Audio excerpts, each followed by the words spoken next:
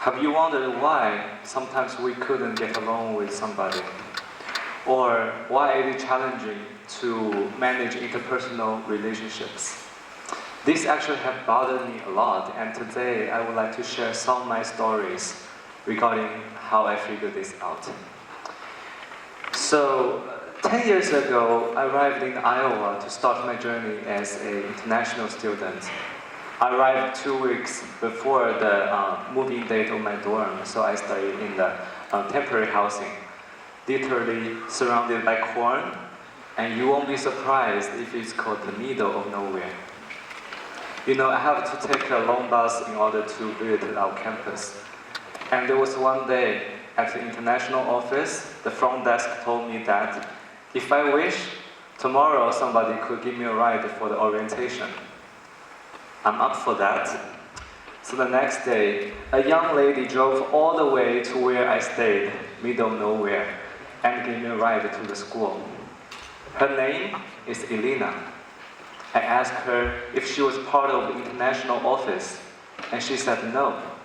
And she told me that every year she gives her personal contact to the international office in order to help students like me. And it was the first time I consciously feel altruism from a stranger, and I was deeply impressed. And that was my first year in the United States.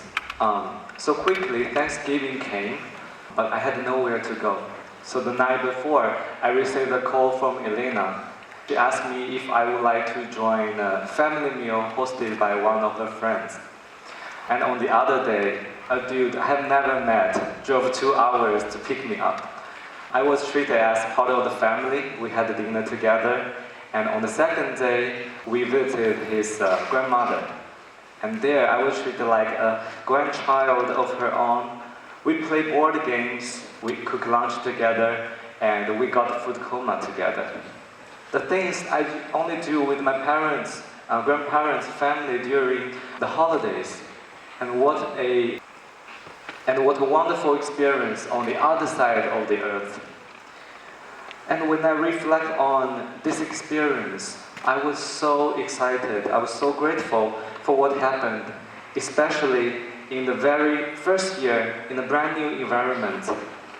And before knowing them, I thought of myself as a caring and generous person, but meeting them made me feel like I could probably do more. And I started to think what altruism is and what actions I should take to move things forward. Later, I met many friends who are new to the United States, and knowing many of them may not have family to celebrate Thanksgiving with, I've been cooking Thanksgiving dinner for them since I came to Boston. And I told them how strangers made my first Thanksgiving so memorable. Okay, these are my friends. And the dinner is how I share their kindness with them. And during the Dragon Boat Festival, I made hundreds of traditional Chinese rice dumplings, 粽子, and share with my friends and strangers. And I kindly ask people to find their own way to pass forward their care to other people. For example, clean the common area of the dorm, call the parents to say, I love you, or make a small donation to non-profit, or just smiling. And it is actually a small social experiment that I did. The takeaway was quite simple. So many people felt loved as they give. Many people felt loved as they give it away. And love seems contagious. So far, so good. You know, it is easy to take care of people who are kind, but sometimes things can be quite challenging. One day when I was walking through the downtown crossing of Boston, a guy shouted at me, "Go back to your country!" And I was suddenly pissed off. But meanwhile, these thoughts flew into my head. What does he mean? And is my understanding absolutely correct? Does he hate me actually? Or are there any other possibilities? Or probably he just came across some struggles that I didn't know. Or does he need some help? Then I calmed down instantly, and I looked into his eyes and asked, "Hey man, is there anything I can do for you?" I was actually surprised by my response, and I'm pretty sure he was also surprised. And I'm very sure that he received my goodwill. For me, it was an amazing moment because I've never experienced that before. I had been blessed for the rest of that day. I believe sometimes our madness comes from prejudice. We only know some facts, but it's not enough for us to grasp the whole picture. And if we accept the fact that our scope is limited, it's easier for us to forgive people, forgive things, and be caring no matter what happens. I believe Elena is happy to see me taking care of people like she has always been doing. But she does not expect anything in return for her own sake. She extended my understanding of what love is. Love is something not restricted to people we are close to. It is for everyone. And on the other hand, we are loved by so many: parents, siblings, relatives, friends, and even strangers. So taking care of others is the way I show the appreciation to what I've received, and I'm honored to give something in return. As a scientist and healthcare practitioner, a big chunk of my work is to help people optimize their health. I interact with people come from very different backgrounds and struggles. And today, I would like to share a very memorable case with my grandmother. So in 2018, she had a stomach surgery and had difficulty digesting food. So she had to take very small meals. And in order to maintain her lean body mass, muscle, I gave her protein powder and asked her to take 1 scoop every day. And later I realized that she only took half of the doses.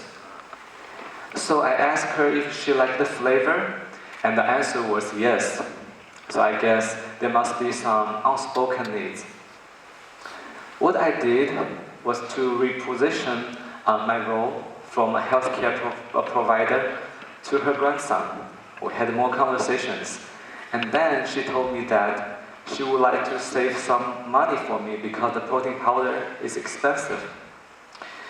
You know, my grandmother grew up poor, and she loves me, but this is a detail I should have never missed. So you know, if she took only half of the doses, she cannot get all of the benefits coming from the protein powder. This is not what I want. And nowadays, we emphasize personalized healthcare solutions, where genetics should be considered. And I believe in addition to that, we must stand in people's shoes to care about what they care about and to feel what they feel. And in this case, my grandmother cares about saving money. So I should explain to her why taking protein powder saves her money. Because once she gets stronger, we save the medical bills, which is a big chunk. Then I ordered protein powder to my grandmother on a regular basis, and she asked her to keep routine on track.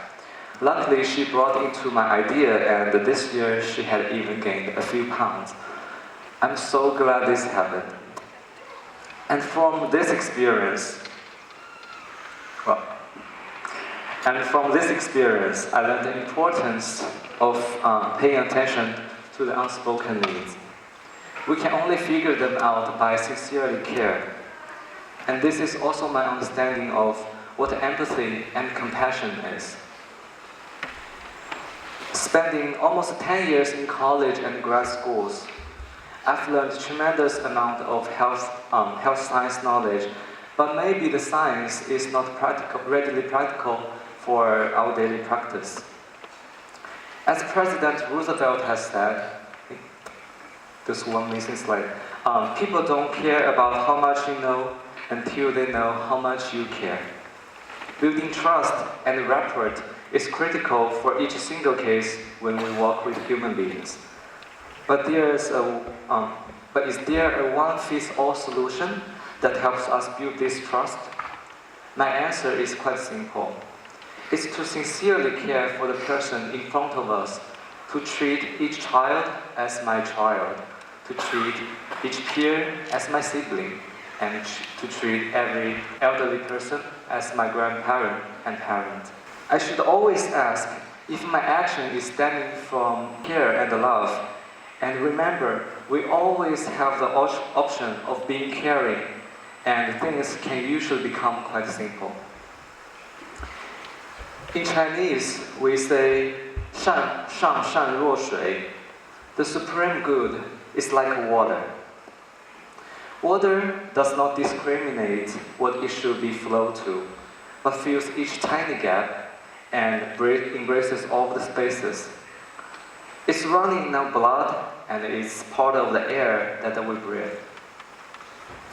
Although water could be very gentle, it is able to engrave stones and erode sharpening edges. Love is like water. It is everywhere, yet we may not notice its presence. It's gentle, yet makes great impact, long-lasting impact. It is contagious. We are all affected and transmitting it to other people. And today, I would like to invite you to start a small exploration with me. So next time, if you want to thank someone, there's another option, to pass their kindness to someone else and to share the kindness with the bigger world. As Jason Mraz has said, when you love someone, it comes back to you. Thank you very much.